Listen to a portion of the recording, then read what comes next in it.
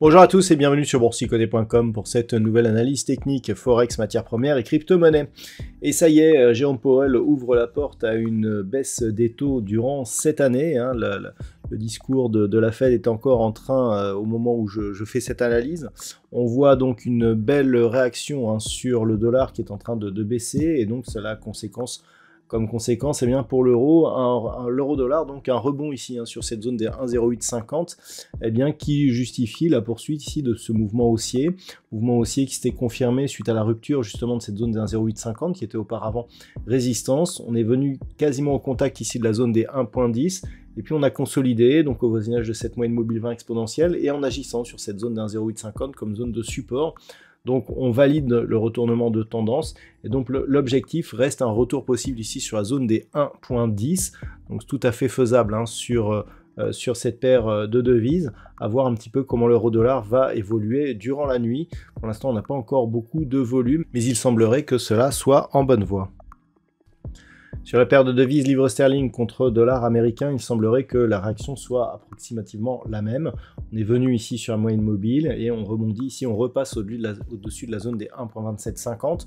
Donc on était venu taquiner ici cette zone des 1,2870 qui était la prochaine résistance.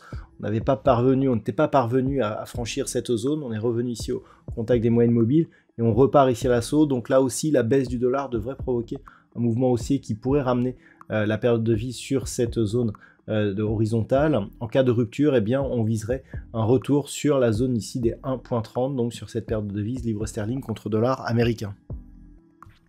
La baisse du dollar agit aussi sur l'évolution du métal jaune, le métal jaune qui était en phase de consolidation depuis quelques jours, depuis l'inscription ici de ce nouveau record, donc presque à 2200 $ l'once. On est venu ici s'appuyer sur une zone 2150 $ l'once qui était quasiment le plus haut que nous avions eu ici lors de cette séance du 4 décembre. Donc globalement, on voit ici que cette résistance a agi comme support et sous l'effet donc de la baisse du dollar, eh bien, on est en train de reprendre ici une dynamique haussière, donc ça va être à surveiller. L'éventuelle cassure ici de la zone des 2200 eh bien, relancerait la tendance qui d'un point de vue moyen terme reste haussière. On n'avait pas du tout inquiété justement cette tendance par rapport à la phase de consolidation qui, je l'avais dit, était assez horizontale et montrait qu'il y avait encore des velléités haussières sur cet actif. Donc globalement ça reste haussier, mais ça l'était déjà sur le métal jaune. Au niveau du WTI, eh bien, on a un petit reflux aujourd'hui. Alors le WTI a bien monté, puisqu'il y a une semaine, on était parti ici d'une zone à 77, on est dépassé ici pour revenir casser les 83, et là on revient sur la zone des 80,50 $ le baril, zone qui était auparavant résistance. Donc tant que cette zone agit comme support, eh bien, il n'y a aucune conséquence sur la pérennité de cette dynamique haussière qui vise toujours un retour possible ici sur la zone des 84 $ le baril. Donc on observera ce qui se passera ici éventuellement sur la zone des 80,50, voire sur la moyenne mobile 20 exponentielle qui est légèrement en dessous au niveau des 79 $ le baril actuellement. Mais pour l'instant ça reste fortement haussier avec donc comme objectif la zone des 84 $ le baril. Et enfin au niveau du Bitcoin, eh bien, on a cassé la zone ici des 64 000 $ pour un Bitcoin. On est venu marquer un point bas ici proche des 60 500.